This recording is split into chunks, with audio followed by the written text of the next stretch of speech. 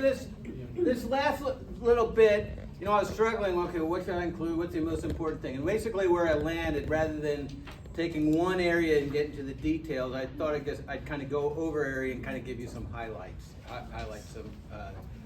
from different areas of amino acid metabolism. So, mostly what we focused on here is, we focused on energy metabolism, right? Carbohydrate metabolism and a little bit of lipid metabolism. But we got to remember there's this other stuff here, those proteins and amino acids, and try to particularly focus on how they interact with some of this other stuff. So what I've done is this last little bit is going to be all PowerPoint. I'll post this right after class on here, and I won't be going through pathways and that sort of thing. But kind of hit some stuff that I think are relatively some of the more interesting points on this. Okay, so we've talked about amino acid biosynthesis, particularly how they interact with the citric acid cycle, particularly focusing on the importance of transamination in that process, and differentiate between essential and non-essential amino acids and how there's some ambiguity around that. We'll talk about protein digestion, protein turnover, and then we'll talk about amino acid, finish up talking about with amino acid catabolism. All right, so in the interaction of amino acid metabolism with the citric acid cycle. So here's our citric acid cycle, and we can talk about how there's different compounds that will interact either from a biosynthetic standpoint or from a degradation standpoint with the citric acid cycle. So for example, there are a lot of amino acids that can be made from amino acids, say from dietary source, you can remake alpha-ketoglutarate.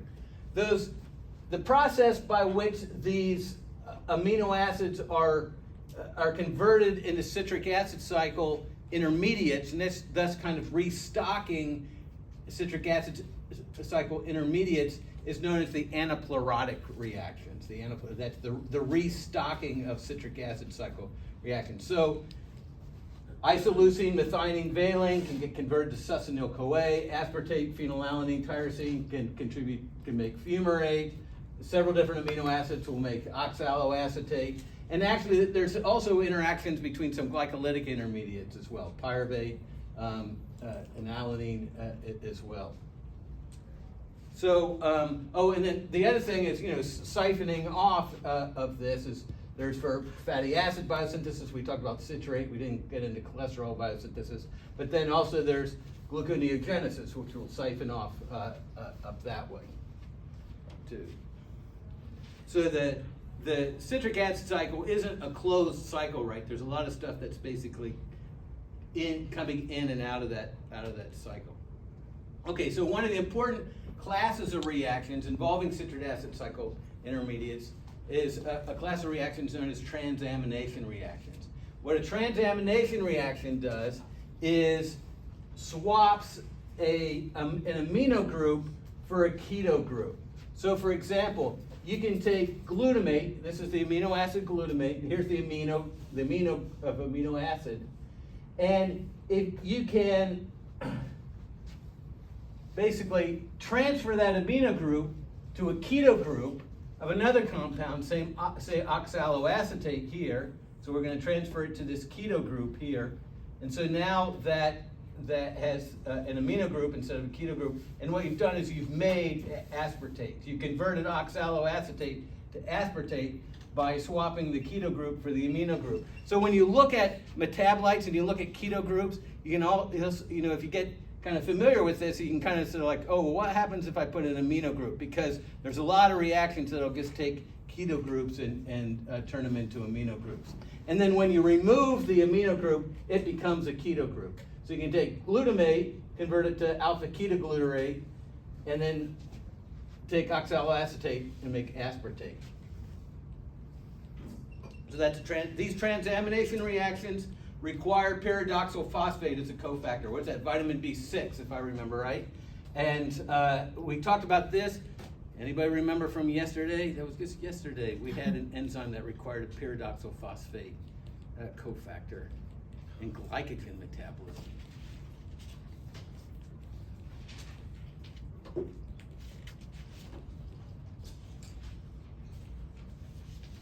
It was the glycogen phosphorylase, the first enzyme that breaks it down, basically required that vitamin. And at that time, I said that for that enzyme, it's really the phosphate that was important chemistry part of this cofactor. But for the transamination, it's the aldehyde. And actually, we go in the year-long biochemistry course, we go into a lot of detail about the mechanism of this transamination reaction. So here are some examples. There are multiple transaminases. So you can basically, this is a little bit hard, but basically you could take pyruvate, for example, and take an amino group from glutamate, transfer it to the keto group of pyruvate, and you'll make alanine. Okay. Again, the other one, you can take oxaloacetate, grab an amino group from glutamate, and turn it into aspartate. Oh, here's one in tyrosine. You can basically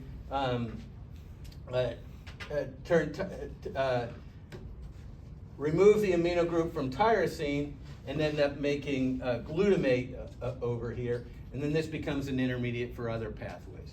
So these sorts of aminotransferation reactions are pretty familiar. They mostly occur within the liver. Or the liver is the metabolic clearinghouse for the cell. And the reason I say that is because they are markers of liver damage. So if you're suspecting hepatitis or some sort of problem with the liver, one of the tests that's commonly done is a liver enzymes test. And so what you basically do is you look in the blood for the presence of some of these aminotransferase enzymes. Alanine aminotransferase is a particularly common one. And basically, alanine aminotransferase shouldn't exist in the blood. And so if you see some alanine aminotransferase activity in the blood, it says there's likely liver damage. And so it's basically an early test for liver inflammation and liver damage. Okay, so we talked about interaction with the citric acid cycle. We talked about these transamination. Now I want to get to question a little bit of these essential and non-essential amino acids. So that gets at the question is, what amino acids can we actually make versus amino acids that we can't make? And one of the points that I want to make is it's kind of ambiguous. If you look up at different tables, like in different classes, you'll get different answers as to what is actually essential or not. So here's from one source here, essential, non-essential, but then they'll also put like these little asterisks up here. Oh, if it has a single asterisk, if mammals can synthesize arginine, methionine, but it needs a lot more than it can synthesize, so you really need some from your diet anyway, right? Tyrosine is a great example. Remember, tyrosine is basically hydroxylated phenylalanine, and as long as we have plenty of phenylalanine, we can make tyrosine no problem. But if we don't, phenylalanine itself is an essential amino acid, so if we don't get phenylalanine, then we don't have enough tyrosine either. So tyrosine is considered non-essential because mammals can produce it during phenylalanine degradation. But on the other hand, if you don't have phenylalanine, then it becomes essential if you don't have phenylalanine. So again, there's sort of ambiguity. So here's some other, some places will just make a call as to what they're calling essential. Others will sort of head things and talk about conditionally essential. So again, it's not, there's some ambiguity around that. So how does this relate to amino acid biosynthetic pathways? So here's the sort of central metabolism as we talked about it, and the way some of these different pathways interact with central metabolism. So we start up at the very top, we have glucose, and we go through glycolysis down here, and then pyruvate dehydrogenase acetyl-CoA, and we have the citric acid cycle down here. And we can basically see that there are certain pathways that humans do pretty well. So for example, aspartate, we can make aspartate pretty easy. Glutamate, we can make pretty easy. Some of these, they said, are conditionally essential. Maybe we can make it, but maybe we don't make all that we need a little bit. Then there are some, serine we can make. But there's some that are definitely we can't make. And that's the aromatic amino acids here. And the aromatic amino acids, so that's tryptophan, phenylalanine, tyrosine, remember those structures a little bit. And then the branch-chain amino acids, the ones that had the various different branches. So that's valine, isoleucine, and leucine. Those are essential amino acids that we can make. We have to make. Same thing with histidine, no matter what. I'll talk about a little bit now. Other organisms make that. So where do we get our aromatic amino acids? We get it from our diet, right? Either from eating plants or eating other animals that ate plants. And so the question, well, it's actually the plants that are actually making these aromatic amino acids that we end up eating, okay? And the pathway that plants use is known as the shikimate pathway.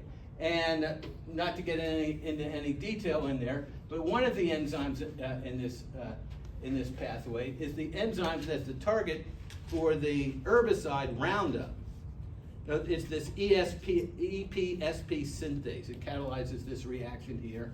And so the glyphosate, which is the molecule that's in Roundup, inhibits this enzyme. So it's a good it's a good herbicide because it'll kill the plant, right? But because we don't have this enzyme, we don't make aromatic amino acids. We don't have this enzyme. It's not gonna hurt us. Is the idea there? Okay, so this glyphosate Roundup is an inhibitor of EPSP synthase.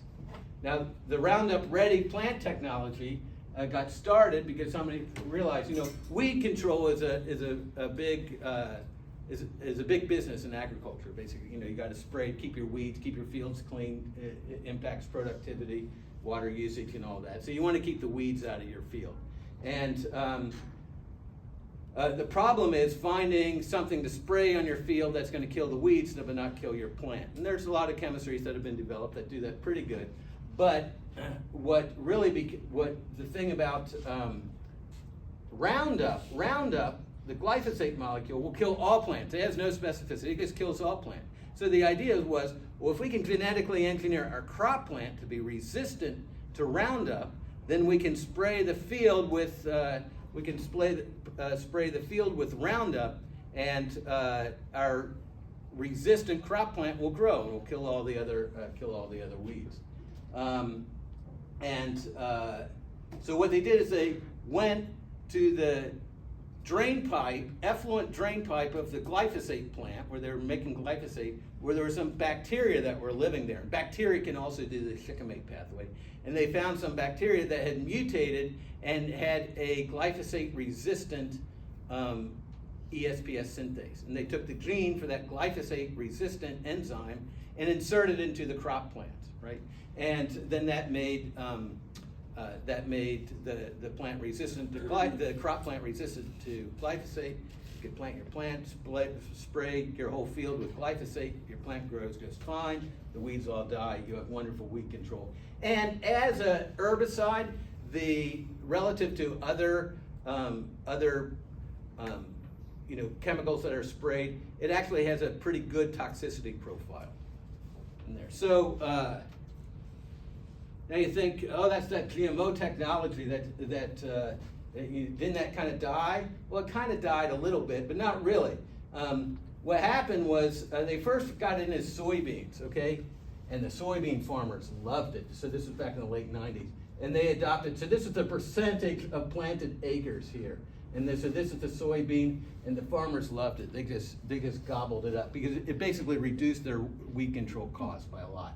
And they complained about the cost and all that, but they adopted it very quickly. Then what else do we have?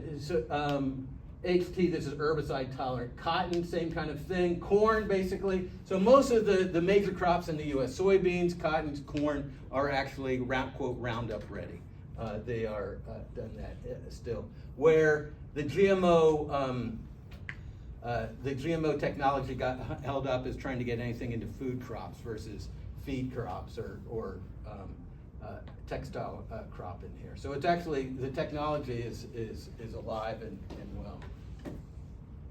It's kind of I think basically what happened, there's a lot of sort of sociology and everything about, but the technology got adopted so fast, society said, what's going on? And then there was a lot of questions about it. Okay, So that's a little sort of discussion about essential and non-essential amino acids.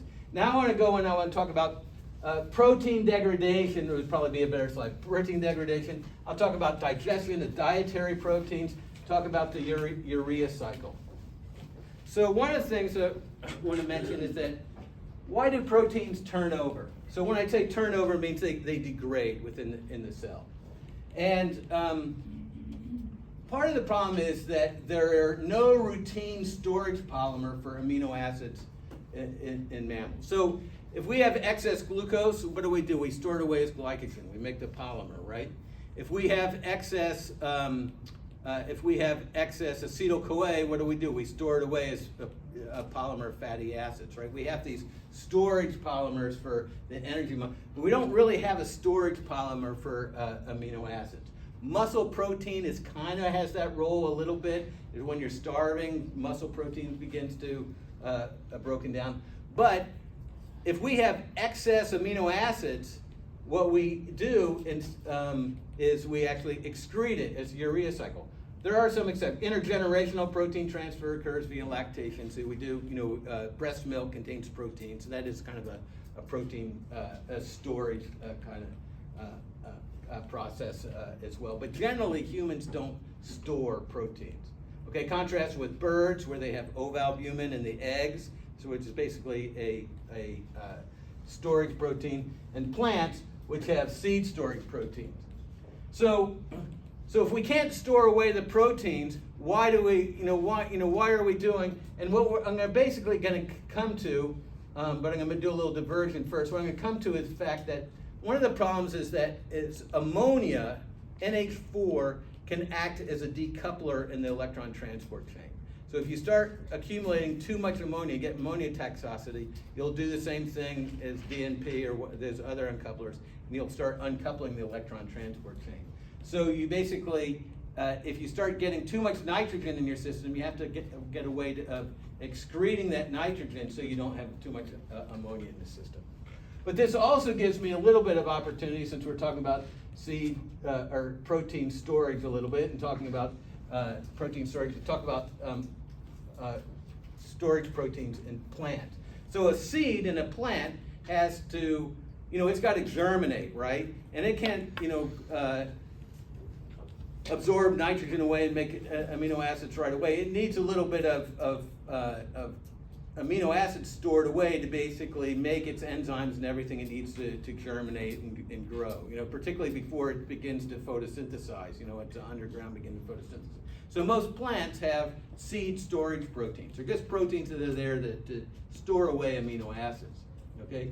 Wheat is an example, and so wheat grains store protein in protein bodies, little. So this is the wheat grain. We're cutting a slice through the wheat grain. We're looking here, and all these dark stained things. Those are just these protein bodies, these seed storage proteins. They have no other function other than just store amino acids, so that when it's time to germinate, there's a supply of amino acids. Okay, so yeah.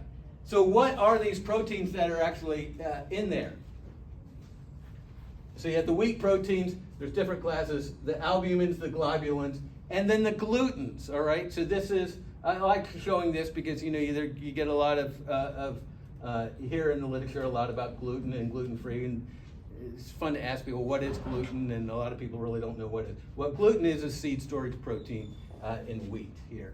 And then there's various different sub-fractions of the glutens, low weight molecular weight, high molecular weight. Now, so if you take these seed storage proteins and run an SDS page gel, and again, an SDS page gel is a technique that you can use to visualize the proteins of different molecular weight. So here are some of each one of these bands represents a different protein. So if you just take the seed storage proteins from these different sources, wheat, barley, rye, you'll see them there, and these bands basically red. And some of those will be the gluten fraction of there. So you hear about gluten sensitivity, and there's kind of a couple of different gluten-related disorders. One is called celiac disease, which is associated with a specific human genotype in which the body generates antibodies against the glutens that end up attacking the intestinal lining. And so this is a disease that's fairly well defined. There's also a more generic non-celiac gluten sensitivity, which there's not a real clear-cut definition of diagnosis. And it's a little bit difficult because somebody says, I might have some gluten sensitivity. I think I'm going to cut wheat out of my diet, right? And so what you cut wheat out of your diet, and you basically now you're cutting out the cake and the cookies and all like this, and you just generally eat better and you feel better. And then, so the question becomes, well, is that really was that really gluten sensitivity, or was that just eating a better diet? You feel better because you're eating a better diet. So this one's a little bit vague. The celiac disease is a little bit more specific. All right, so what actually happens, because the process of digesting dietary proteins, there's a series of different proteases. We talked about one of those proteases in detail. I won't ask you to do the mechanism of chymotrypsin, but you might, in the final, but you might go back and remind yourself, well, what's the catalytic triad again? A little bit of like some of those sorts of things. Anyway, so the protein begins to get hydrolyzed by an enzyme within the stomach, the pepsin. Again, this is a process that's pretty cool. Those proteins, those peptide bonds, there's pretty strong bonds, 6 normal hydrochloric acid, 120 degrees overnight. But our stomach can do it like this. The pancreatic proteases, the trypsin, the chymotrypsin, that's the one that we studied in there. And then the intestines will absorb either free amino acids or small polypeptides in there. And a lot of the food sensitivity will become the short polypeptides in there those short that like, so for example, if you have a peanut allergy, there's a peanut protein that doesn't get totally digested, gets absorbed in the bloodstream, and then the immune system generates an antibody against the peanut protein that generates an allergy. All right, so that's a little bit. Now there's other, we talked about this digestion of dietary proteins. The other digestion that actually happens is the routine digestion. All these enzymes that we've talked, all the proteins in the cell, they don't hang around there forever. And there's a way that the enzymes actually, the proteins in there, will get broken down to individual amino acids. So those amino acids can be turned over and recopied. So different proteins have different half-lives. Some of them will be around for minutes, some will be around for hours, some will be around for days. So eventually they dead. And there's some processes for that. That we didn't get to talk about. There's lysosomal protein degradation, and then there's the proteasomal degradation. We're not going to get into that details. But what you basically end up doing in breaking that stuff down is you generate these amino acids. And then when you generate these amino acids, you're going to generate free ammonia. And what I mentioned is that the free ammonia is toxic. And so the body needs to have a way to actually get rid of the excess nitrogen in the system, and that way is the urea cycle. All right, so in mammals, it converts the excess nitrogen into urea, and we excrete urea. Birds, reptiles, insects will excrete uric acid. But the same idea, the idea is the same. Let's get rid of this nitrogen, because that nitrogen can end up as ammonia, and at high concentrations, that ammonia is going to poison the electron transport chain by acting as an uncoupler. All right, so just a little bit of an overview. The main urea cycle occurs in the liver. So the pattern we're seeing is the liver is really sort of the metabolic. The main role of one of the main roles of the liver is just like a central metabolic organ. Okay, and so it will generate. The amino acids will be transmitted to the liver, end up generating ammonia. And then the overall reaction of the urea cycle is take that ammonia plus a bicarbonate ion plus aspartate, and you end up making our urea here and fumarate here. So again, interactions with the citric acid cycle. It's a pretty complex pathway in terms that it goes. Part of it is in the mitochondrion, part of it is out of the mitochondrion, and involves some non-protein amino acids like ornithine, Ornithine is an amino acid that has a very similar structure to lysine, except it has just one less methylene group in there. But the output, it's also arginine is an intermediate in the pathway, so this also serves as a pathway for generating arginine. But the ultimate outcome is the generation of urea that can then be excreted.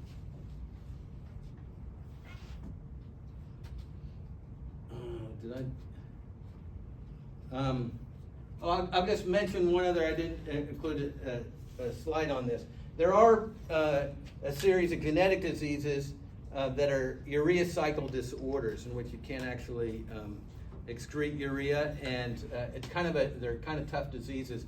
You really have to manage the amount of nitrogen that you basically eat in your diet to make sure that you don't get a lot of ammonia. And I don't think I think it's a tough life. Okay. The final point I want to do to get in here is to talk about amino acid degradation. Okay, and basically sort of the big picture in terms of talking about its interaction with the citric acid cycle and the fact that we have both. There are two main pathways. There are gluconeogenic amino acids. These are amino acids that can get converted into intermediates that can then be converted into glucose through gluconeogenesis. And there are ketogenic amino acids which can't be converted into glucose, but can be converted into acetyl-CoA or ketone bodies. So an example of a gluconeogenic amino acid, glutamate, glutamine, histidine, proline, they all can be degraded to form alpha-ketoglutarate. Then the alpha-ketoglutarate ends up basically getting converted to oxaloacetate, and then you can go make glucose via the gluconeogenesis, right? Valine, methionine can make succinyl-CoA. Aspartate can make fumarate. Alanine, a lot of these can be converted to pyruvate, and then pyruvate can get converted to oxaloacetate and then to make glucose. So this leads to the point I think I made early that that as long as you have plenty of protein in your diet, your blood glucose is just fine. You don't need dietary carbohydrates to maintain blood glucose because the protein will be converted into these intermediates and gluconeogenesis can run and you can have all the glucose that you want.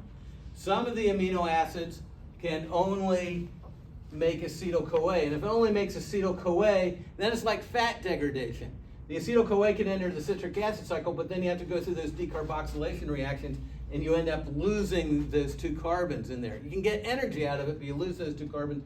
There's no net carbon gain to be able to make glucose. So those are the ketogenic amino acids. They can make either acetyl-CoA or acetoacetate, and you can form ketone bodies as well. Some of the amino acids will actually do both. That they're big enough amino acids, they'll break into parts that can either be ketogenic or can be glucogenic. So that's, I guess, the main sort of point of amino acid metabolism. And there's all sorts, we can go through, there's 20 different pathways, right, for the degradation of these that we could go look through, but we won't go through those pathways. Oh, but I guess I do have a few examples here. Here's our gluconeogenic amino acids that generate pyruvate. So this is alanine, serine, cysteine, end up generating pyruvate. Pyruvate carboxylase, and then PEP carboxy kinase, gluconeogenesis, and you make glucose. Here's the ones that generate oxaloacetate. Asparagine, aspartate can make oxaloacetate.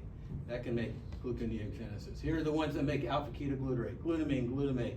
You can eventually make glucose out of that. Succinyl-CoA, methionine, valine, isoleucine. Multi-step pathway, eventually make oxaloacetate. Then here's the examples of strictly ketogenic acid. Leucine breaks down and you make acetyl-CoA and acetoacetic acid, and these can't be converted into citric acid cycle intermediates that come after the decarboxylation reaction. So you can get energy out of them, but you can't get glucose out of them. And then these are the ones that have a little bit of both.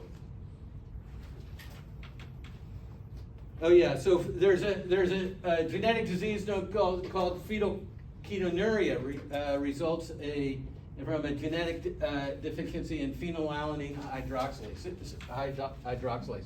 So here's phenylalanine here, and so this phenylalanine hydroxylase is essentially kind of both an anabolic pathway, anabolic enzyme, and a catabolic enzyme. It converts phenylalanine to tyrosine, but then also it can subsequently be degraded from tyrosine in there. Okay, and for fetal ketonuria, the problem is the degradation aspect of it. You need to be able to degrade phenylalanine, and you can't do that, and then you end up building up too much of the too much phenylalanine in there, and again, it can be essentially poisonous.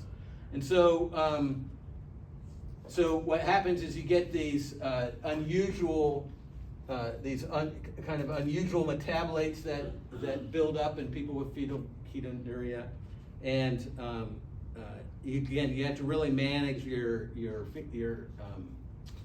phenylalanine content, and that's why on your sodas that have aspartame as a sweetener. Aspartame degrades into phenylalanine. You get some phenylalanine in there, and so they're basically warning people who are really monitoring their phenylalanine input, hey, this is going to give you a little dose of phenylalanine if you drink that.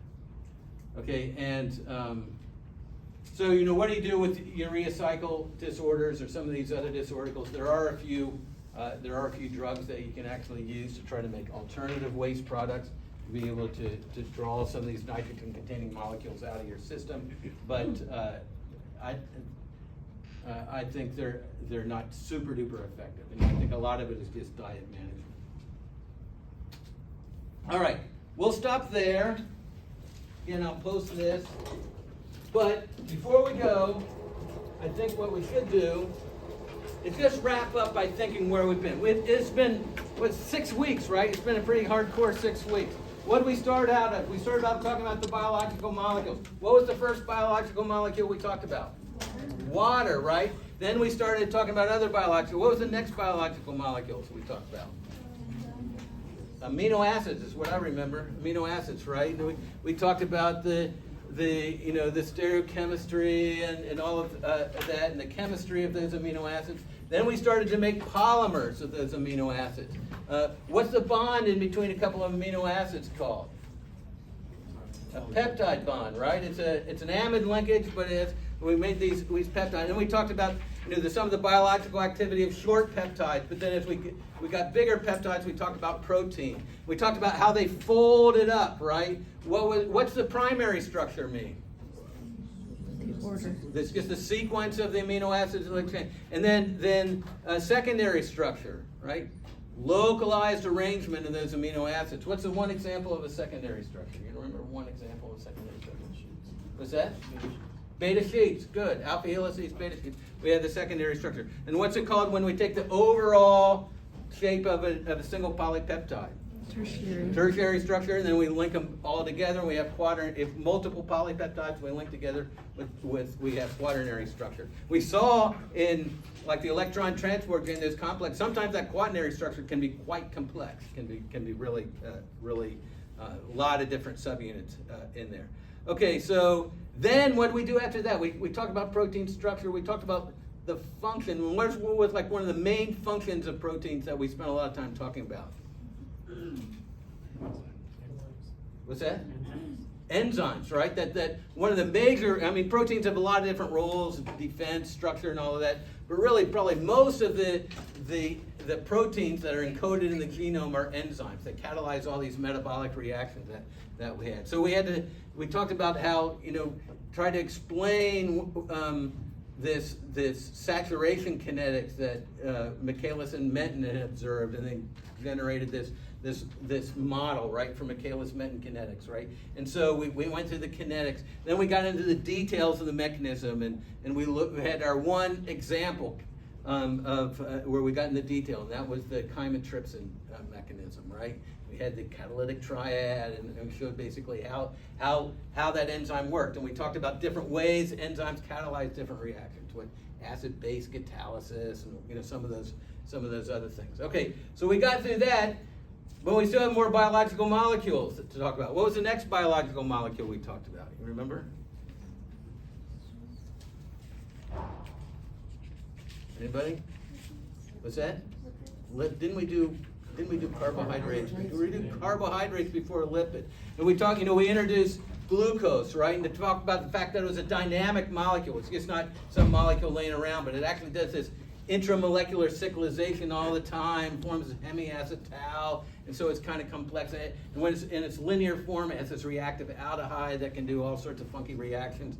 Then we started building the polymers of those. We talked about the disaccharides, the lactose, the maltose, the sucrose, disaccharides. Then what did we do after that? We started making bigger polymers of that, right? What was one polymer of glucose that we talked about?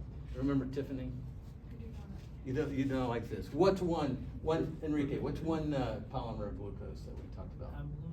Amylose, very good, part of starch. Amylose and amylopectin. What's the one that's in the human system, in the human liver? Glycogen. Polymer of glucose with a big branch.